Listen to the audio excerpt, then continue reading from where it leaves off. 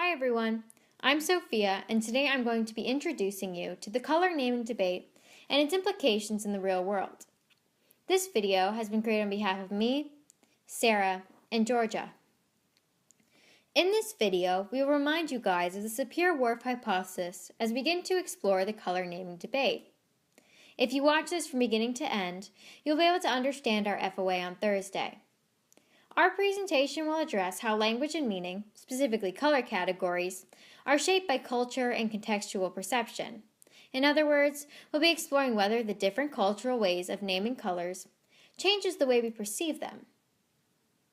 Let's say that you are a member of a certain peoples of very short stature in equatorial Africa and parts of Southeast Asia, pygmy, and you have a weird way of naming colors. Instead of separating red and orange, you have one name for them. Let's say click click. Would having one color for red and orange affect your ability to distinguish the two colors? Some scientists say yes, while some say no. It all boils down to linguistic relativity, also known as the Sapir-Whorf hypothesis. As a reminder, the Sapir-Whorf hypothesis is the idea that no two languages can experience and see the world the same way. Essentially, language changes the way individuals in a certain culture think. Therefore, because different cultures speak different languages, although they live in the same world, they see it and interpret it differently. This idea of linguistic relativity led to research in multiple disciplines, especially anthropology, cognitive science, linguistics, and philosophy. An often cited stronger version of linguistic relativity was first given by a man named Linguistic in 1953. He proposed that language structure determines how we perceive the world. A weaker version of this claim posits that language structure influences the worldview of speakers of a given language but does not determine it. In the case of the color naming debate, this means that different languages can categorize and name colors based on what they may associate those colors with. The color naming debate is divided into two very distinct views, the universalists and the relativists. The universalist theory started with Galston and Jager. They wrote a paper on the presence of universal perspective in the mid-19th century. Their research was titled Language and Thought. Which side are you on anyway? This paper noted that the ancient written languages did not name colors as precisely and consistently as modern European languages. They proposed a universal evolutionary sequence that color vocabulary evolved simultaneously with biological evolution. Paul Kay and Brent Berlin, both linguists, published a paper challenging this assumption that color categories were random.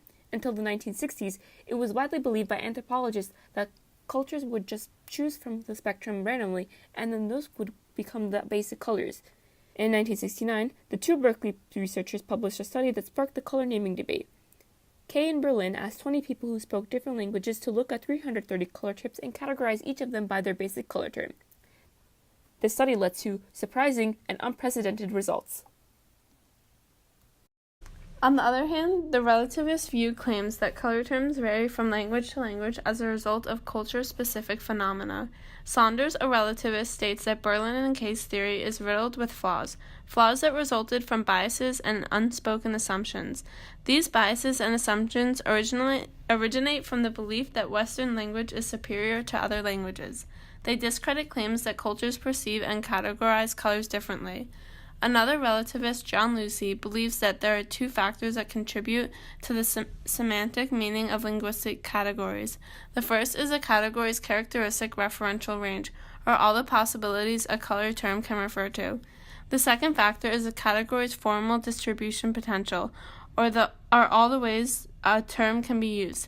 Lucy also believes that there is a significant bias present in the design of Berlin and Kay's research, due to their English-speaking and Western points of view. When categorizing colors, the focus is usually on the overlap across languages, without considering the use of the terms in their standard context. This is a restriction of studying colors without a frame of reference. He concluded that visual experience and the ability to categorize colors are not part of human biology, but they come from the socially anchored system of language. We will continue to discuss the scientific research backing the two perspectives and color naming in real-world examples, advertising, art, and specifically the United States in our presentation. As you listen to us on Thursday, keep these questions in mind. Do color terms affect color perception?